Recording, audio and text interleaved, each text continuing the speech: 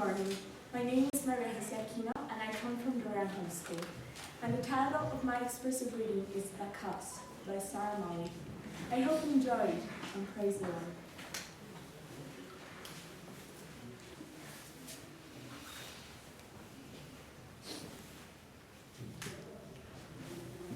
I imagined myself as a spectator, watching a scene unfold before my eyes. First, I saw a man who was helping others, yet not simply in a way that any man might help someone else. This was much different. It was as if tenderness and kindness were just flowing out of him. I could tell he was a good man, good in a way I had never seen before. Every single thing he did was good.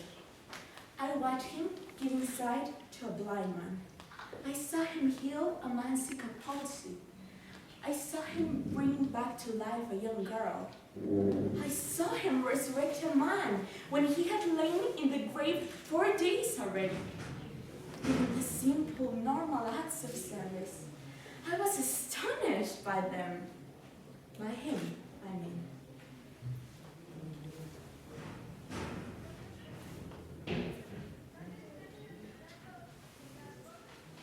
The way he spoke, I could just tell he was right, that he spoke the truth, that everything he said was right by definition.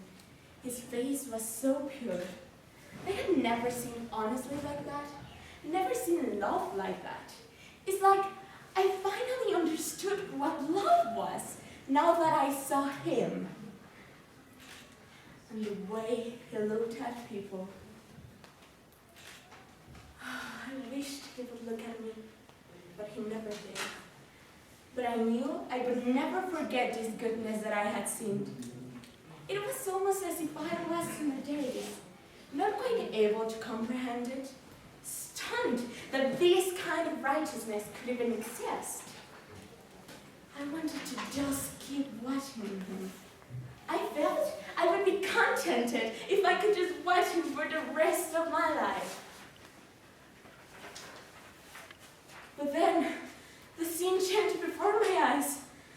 I didn't want to believe what I was seeing. People were looking at him with angry stares. It was more than mere anger. It was rage. He was looking back at them with such... I didn't even know the word. It was as if he was on a totally different playing field. There was such tenderness in his eyes. A touch of sorrow, a notion of love. Their rage turned into vehement shouting and accusations. And then I began to watch the most horrible scene of my life. The whips that were holding were cruel, and the scourging unbearable to watch. But how could this be? He was so good, so pure, so tender. He was the best person I had ever known. This must stop! Please, someone stop this! I tried to yell out for someone to stop this. But then I realized again, I was only a spectator.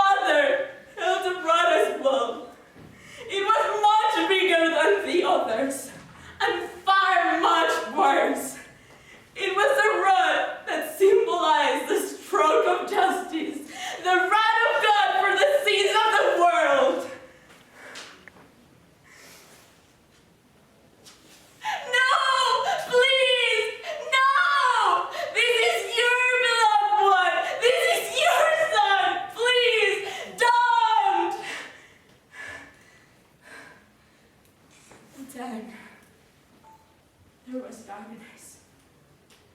Horrified, I imagined the sun being broken and crushed. And love and forgiveness still flowing from him. How could it be that God would forsake him? How could he be pleased to crush him? I'm sure I'll never know exactly what he endured. But this much I know. The blow of justice fell entirely on him. The just took the place of the unjust. The king took the punishment of the traitor. The Most High took the lowest place. The earth shook, the sun refused to shine, and heaven observed with amazement how the Prince of Glory gave his life for a sinful man. The darkness covered all the land, and I could no longer see his face.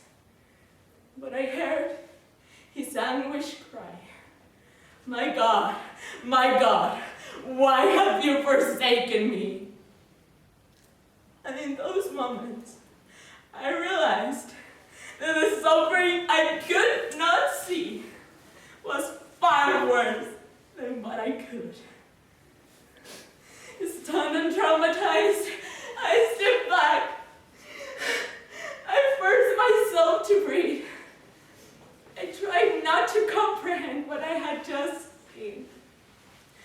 One so deserving of glory and praise, yet receiving such punishment. I'm not sure how long it was before I realized I was holding something. I also had a whip in my hand. It was then I understood that my hand wasn't the rod that fell on him. Was I responsible for this? I realized then I had not been merely a spectator. At last it was over. It was finished. It is finished for all eternity. It is done. God, the Father, has seen the anguish of his soul and has been satisfied. Never would I dream that justice would have been this costly. How vast is the extent of my sin, but this was the price. And how